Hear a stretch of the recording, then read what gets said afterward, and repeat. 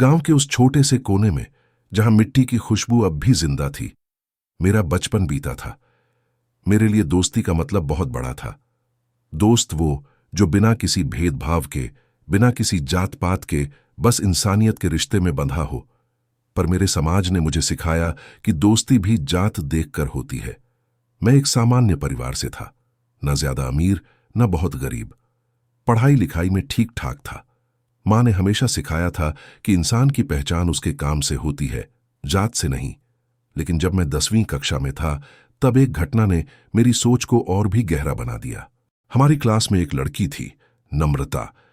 वो पढ़ाई में तेज, व्यवहार में सौम्य और दिखने में सुंदर थी। उसके चेहरे पर हमेशा एक मुस्कान होती जो सबको अपनी ओर खींच लेती। धीरे धीरे हमारी बातचीत शुरू हुई। पहले होमवर्क की वजह से, फिर सामान्य विषयों पर और फिर जीवन के सपनों पर। वो मुझसे अपने मन की बातें साझा करने लगी थी। मैं भी उससे खुलकर बात करने लगा था। हमारी दोस्ती में कोई दिखावा नहीं था, बस एक सच्चा सा रिश्ता था। पर एक दिन जब हम स्कूल के गेट पर खड़े बातें कर रहे थे, तभी मेरे एक दोस्त ने मुझे अलग ले जाकर कहा, अरे, तू उसके साथ इतना घुल-मिल क्यों रहा है? पता है ना, वो वैश्य है। मैं चौंक गया। तो? मैंने पूछा। वो बोला, वैश्य मतलब व्यापारी जात। वो लोग हमारे जैसे नहीं होते, उनसे ज्यादा नजदीकी ठीक नहीं।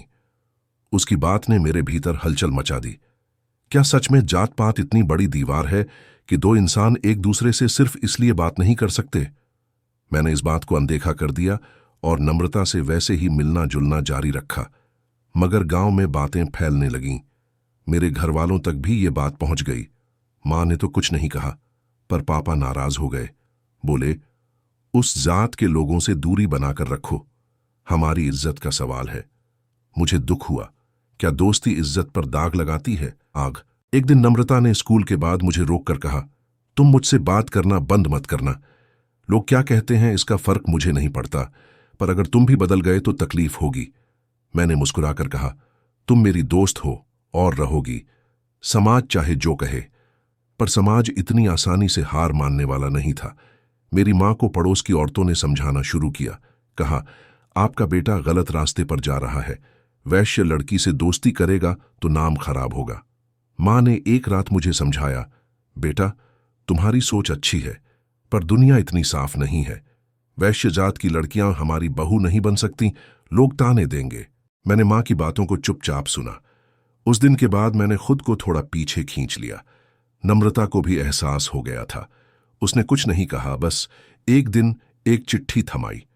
उसमें लिखा था, मैं जानती हूं कि तुम मुझसे दूर हो रहे हो, न चाहते हुए भी। तुम्हारा मन साफ है, लेकिन समाज की धूल ने उसे ढंक दिया है। मुझे फर्क नहीं पड़ता कि मैं कौन हूं, लेकिन मुझे फर्क पड़ता है कि हम क्या थे। तुम जैसे दोस्त बहुत कम मिलते हैं, लेकिन शायद हम दोनों को अभी भी बहुत कुछ समझना बाकी है।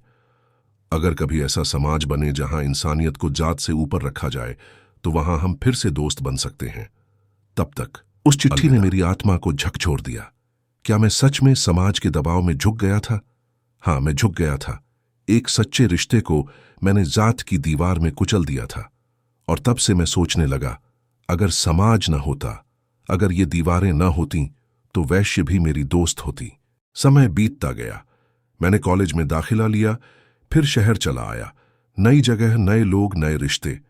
लेकिन नम्रता की यादें मन के किसी कोने में रह गईं। मैं सोशल मीडिया पर उसे ढूंढना चाहता था, पर उसका नाम तक याद नहीं था। पूरा नाम, सिर्फ नम्रता। एक दिन एक सेमिनार में मुझे भाषण देने का मौका मिला।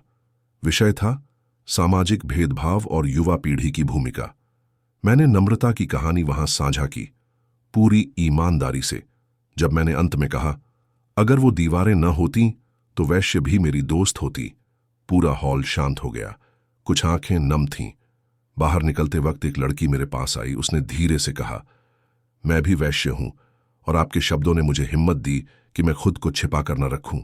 दोस्ती जात नहीं देखती, दिल देखती है। उस दिन मुझे महसूस हुआ कि शायद मैंने देर से सही, पर एक बदलाव की शुरुआत कर दी थी। मैंने फिर से एक दोस्त पाया जो मेरी सोच से जुड़ा था। आज जब पीछे मुड़कर देखता हूं, तो लगता है कि अगर उस समय थोड़ा और हिम्मत दिखाई होती, तो शायद नम्रता मेरी जिंदगी में बनी रहती। लेकिन मैंने जो खोया, उसी से मैंने सीखा। आज मैं जात पात के खिलाफ बोलता हूं, लिखता हूं और लड़ता हूं। और हर बार जब मंच पर खड़ा होता हूं, अपनी कहानी के अंत में यही कहता हूं, अगर समाज की आंखों से नहीं, दिल की आंखों से देखा जाए तो वैश्य भी मेरी दोस्त होती।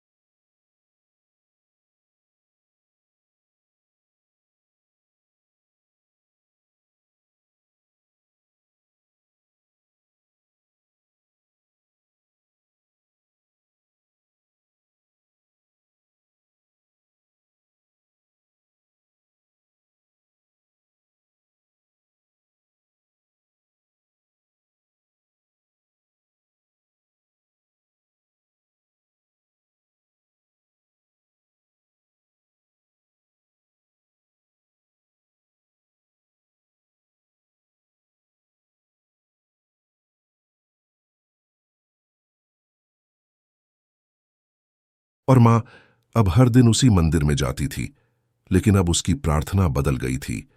हे भगवान, अब कुछ नहीं चाहिए, बस मेरी आखिरी सांस तक मेरे बेटे का हाथ मेरे सिर पर बना रहे।